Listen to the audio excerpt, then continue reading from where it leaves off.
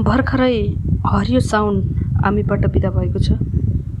हरियो साउनले बाई भन्न नभ्याउँदै रातो तीजले हाई भन्न पनि थालिसकेको छ।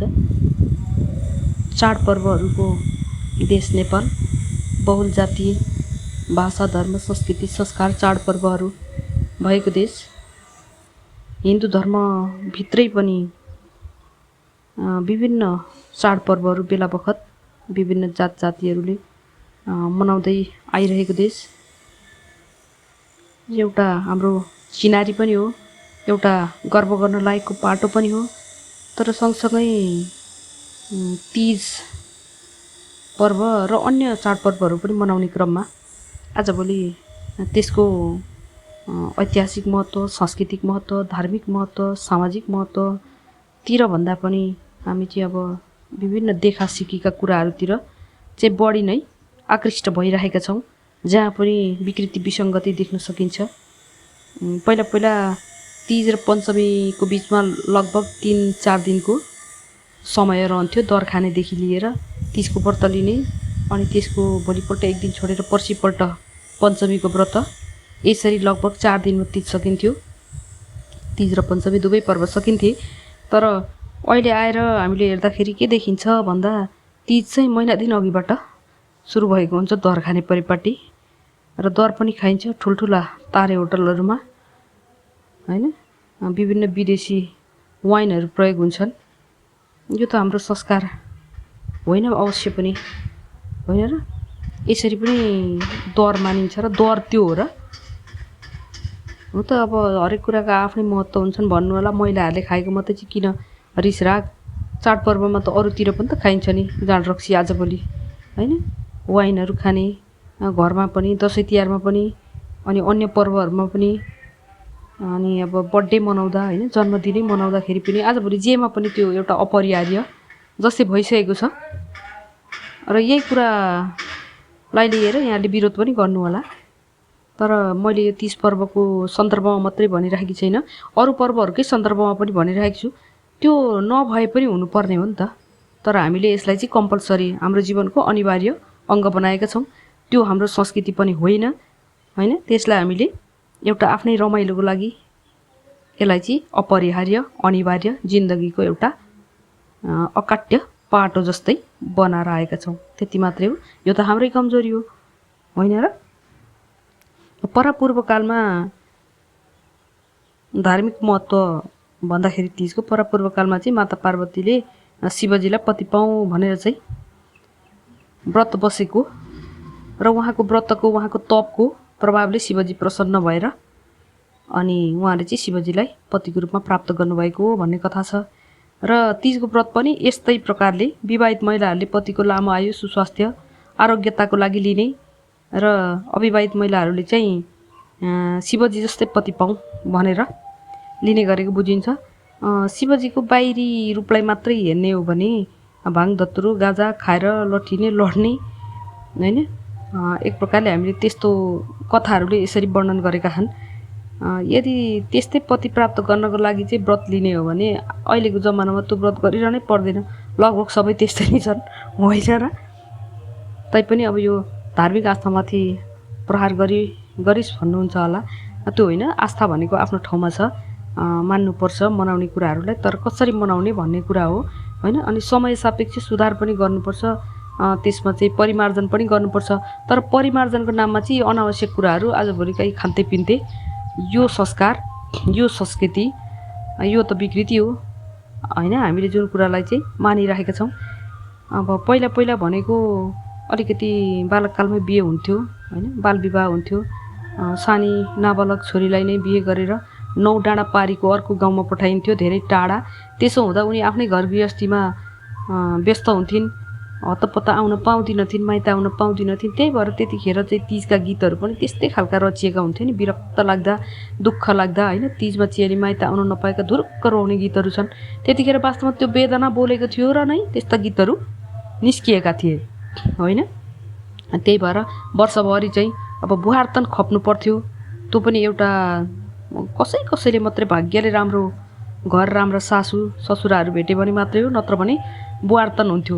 भनेको बुहारी भनेको अर्काको घरबाट ल्याएकी मान्छे हो, यसलाई चाहिँ यस्तै खालको व्यवहार गर्नुपर्छ, अलि मिठो खाना दियो भने बुहारीहरू मातिन्छन् भनेर ढिँडो फाँडो त्यस्तो कुराहरू खान दिने होइन। खाना पनि राम्ररी नदिने, चामलकै भात पाक्ने ठाउँमा पनि चामलको भात हत्तपत्त बुहारीको नसिबमा भाग्यमा पर्दैनथ्यो। यसरी चाहिँ बुहार्तन झेल्नु पर्थ्यो उनीहरूले। त्यही भएर वर्षभरि रुखिएको शरीर होइन, मिठो मसिनो खान नपाएको शरीर, अनि वर्षभरि कामले लथालिङ्ग भएको होइन, थाङथिलो भएको ज्यान, अनि तिजको बेलामा चाहिँ 2 दिन जति मात्रै पनि माइतमा गएर मिठो मसिनो खाने, अनि आमाको न्यानो काखमा, दाजुभाइहरूको संरक्षणमा होइन, बुवाको न्यानो छहारीमा न्यास्रिएकी छोरी जान पाउँथिन्। आजभोलिको जस्तो फोन सम्पर्क हुँदैनथ्यो होइन, एकैछिनमा हेलो हेलो भन्न पाइँदैन थियो, हेरेर बोल्न पाइँदैन थियो, भिडियो कल हुँदैन थियो, प्रविधिले यत्रो फड्को मारेको थिएन। अनि नियास्रिँदै रुँदै निसासिँदै बस्नुपर्ने अवस्था थियो। त्यसो हुनाले त्यतिखेर यसरी चाहिँ माइत लगेर खुवाउने गरिन्थ्यो। यसरी चेलीलाई आराम पनि दिइन्थ्यो, रेस्ट पनि मिल्थ्यो, अनि त्यस पछाडि व्रत पनि उनीहरू बस्थे। तर आजभोलि चाहिँ आस्थाले भन्दा पनि धेरै आडम्बरले बाटो लिएको छ होइन। हामीले यही देखिरहेका छौँ, आडम्बर नै मौलाएको छ। अब महिलाहरू महिना दिन अगाडिबाटै एउटाले अर्कोलाई पार्टी गर्ने, घरमा बोलाउने, होटलहरू बुक गर्ने, त्यो त पैसावालाहरूको कुरा भयो। पैसा नहुनेहरूले नि त के गर्ने त्यतिखेर। अनि घरमा घुर्क्याउने होइन, मलाई यस्तो चाहियो नि, यसपालिको तिजमा फलानीले त यस्तो लगाएकी थिए, लुगा चाहियो, गहना चाहियो, यस्तो डिमान्ड गर्ने, घर परिवार टुक्राउने अवस्था आइसकेको छ अहिले भनेको होइन। अब 1-2 जना अपवादमा छोडेर होला, लगभग सबैको यो यस्तो खालको अवस्था देखिन्छ। पोहोरको तिजमा लगाएको साडी योपालिको तिजमा लाउनु हुँदैन, यो खालको मानसिकताले जरो गाडेको छ हो। यसरी चाहिँ अनि गहना पनि सकभर नयाँ नयाँ देखाउनुपर्छ, मागेर भए पनि देखाउनुपर्छ, साटासाट गरेर पनि देखाउनुपर्छ। झन् आजभोलि त टिकटकमा पनि फेरि हाल्नु पऱ्यो होइन, अनि फेसबुकमा पनि लुगा गहना फेरिकन फोटो खिच्नु पऱ्यो, देखाउनु पऱ्यो। हामी यसरी आडम्बरी भइसकेका छौँ, खै आस्था। अनि व्रत लिइन्छ, व्रत लिने कुरामा पनि अब कतिका पतिहरू विदेशमा हुनुहुन्छ, कति महिलाहरूका त अब सहरतिर हुनुहुन्छ, काम गर्न जानु भएको छ, कोही हुनुहुन्छ कोही हुनुहुन्न, कोही साथै पनि हुनुहुन्छ। अब महिलाहरू व्रत लिनुहुन्छ, व्रत लिँदाखेरि एउटा आस्थाले लिइने कुरा हुन्छ भने अर्को त्यत्तिकै लैमा लागेर लिने कुरा पनि हुन्छ। यो दुइटै कुरो हुन्छ। पोरपरारै यो पशुपति परिसरतिर घुम्न जाँदा काठमाडौँमा हुँदाखेरि मैले त्यहाँ देख्थेँ स्वास्थ्य शिविरहरू चाहिँ विभिन्न परोपकारी संस्थाहरूले सञ्चालन गरेका स्वास्थ्य शिविरहरू हुन्छन्। ती स्वास्थ्य शिविरहरूमा चाहिँ हरेक 5 मिनटमा एउटी महिला बेहोस हुने, अनि बेहोस भएपछि अब पानी छम्किदिन्छन्, अनि पानी पियाइदिन्छन्, अनि उठेपछि अनि फेरि रिसाउने, मलाई किन पानी पियाइदिएको, मेरो व्रत किन भङ्ग गरेको भनेर उनीहरू नै रिसाउने। ए बाबा, आफ्नो शरीरले धानेको छैन, धान्दा पो व्रत त हामी आफै भन्छौँ नि, ईश्वर हामीभित्रै हुन्छ भनेर। हामीभित्रको ईश्वरलाई हामीले तुष्ट पार्नुपर्छ, सन्तुष्ट पार्नुपर्छ पहिला होइन, उसलाई खुसी पार्नुपर्छ भनिन्छ भने आफूभित्रै छ यदि ईश्वर भने त्यो आफ्नै आत्मालाई रुक्याइ शरीरले नसकी गर्नुको त अर्थ छैन नि त। फलफुल खाने बरु होइन, निराहार निर्जला व्रत बसेर सकिँदैन भने सामान्य हिसाबले पनि त गर्न सकिन्छ नि होइन। यो हो नि त परिमार्जन भनेको त। परिमार्जनको नाममा वाइन खानु त्यो परिमार्जन होइन, त्यो विकृति हो। तर परिमार्जन भनेको चाहिँ त्यस्तो हो, समय सापेक्ष परिमार्जन। अनि एउटा कुरो त्यो, अर्को कुरो अब आजभोलि त पतिहरू नै पनि बसिदिने हुन्छन्, श्रीमती भोकै बस्दाखेरि पतिहरू पनि बस्छन्, त्यो पनि राम्रो कुरो हो नि, यसले त लैङ्गिक समानतालाई नै इङ्गित गर्छ। तर कतिपयको चाहिँ त्यस्तो पनि हुँदैन होइन, मर्यादा गरेर व्रत बस्छन्, बेलुका लोग्ने चाहिँ मातेर आउँछन् होइन, अनि डाङडाङमा डुङडुङ पिट्छन्, अनि पतिको लामो आयुको लागि व्रत बसेका अरे महिलाहरूले। यहाँनिर त्यस्तो कुरो पनि हुन्छ भनेको। ती रक्सी खाएर आफ्नै शरीर आफैले रोगिलो बनाएर होइन, रोगी बनाएर ती अलि पछाडि मर्छन्, अनि त्यो व्रतको के अर्थ भयो त? खोइ त त्यो त्यसरी त त्यस्तो हो भने त सम्पूर्ण महिलाहरू आजसम्म तिजको व्रत लिने महिलाहरूका पतिहरू त अगाडि कोही पनि नमर्नु पर्ने, त सबै महिलाहरू मात्रै पछाडि मर्नुपर्ने, त्यस्तो त हुँदैन होइन। व्रतले मात्रै पनि पुग्दैन। अनि एउटा कुरो, अर्को कुरो आफ्नो आचरणको कुरो पनि हुन्छ, अनि आफ्नो हेल्थप्रतिको होइन, स्वास्थ्यप्रतिको सजगताको कुराहरू पनि हुन्छन्। त्यति हुँदाहुँदै पनि अब अहिलेको समय पनि त्यस्तै छ, परिस्थिति पनि त्यस्तै छ, विभिन्न रोगव्याधहरू लागेर अगाडि नै मर्ने भन्ने कुराहरू पनि हुन्छन्, किनभने जन्म र मृत्यु त हाम्रो हातमा हुँदैन हो। यसरी यस्ता कुराहरूलाई बुझ्न पनि जरुरी हुन्छ मलाई जहाँसम्म लाग्छ होइन। व्रत लिनु, भोकै बस्नु, अनि आफू पनि लड्नु, लडिन्जेली व्रत लिनु, त्यो पनि सही हो जस्तो मलाई चाहिँ लाग्दैन होइन। यहाँलाई कस्तो लाग्छ? नास्तिक चाहिँ नभन्नु होला, ममा पनि आस्था छ होइन। म पनि भगवान मान्छु नै, किनभने एउटा त्यस्तै परिवारमै जन्मेको हुँ। जन्मदेखि नै लिएर आएको कुरा हो मान्छेले यस्ता कुराहरू भनेको, विश्वास भन्ने कुरा होइन। त्यसो हुनाले मात्रै मैले के भन्न खोजेको हो भन्दा, तीज व्रतका नाममा हामीले जुन जुन विकृतिहरूलाई अप्नाइरहेका छौँ होइन, लुगा गहनाको यो अस्वस्थ प्रतिस्पर्धा जुन छ होइन, होडबाजी जुन छ, अनि महिनौँ अगाडिदेखि भेला भएर चाहिँ तीज पर्व खाने, अनावश्यक फजुल खर्च गर्ने, यो जुन परम्परा छ, यस्ता कुराहरू भनेकोले चाहिँ त्यसले चाहिँ मुठ्ठीभर महिलाहरूको प्रतिनिधित्व गर्छ। देशभरिका ती दुःखी पीडित गरिबीको रेखामुनिका महिलाहरूको प्रतिनिधित्व पनि त्यसले गर्न सक्दैन होइन। ती महिलाहरूसम्म तीज पुगेकै छैन। खोइ चाडबाड आउँदा त ऋणको भारी बोक्नुपर्छ, अझै डर पो हुन्छ त विपन्न वर्गलाई त। भनेपछि सम्पन्न वर्गका लागि मात्रै हो चाड भन्ने? त्यो त होइन नि त।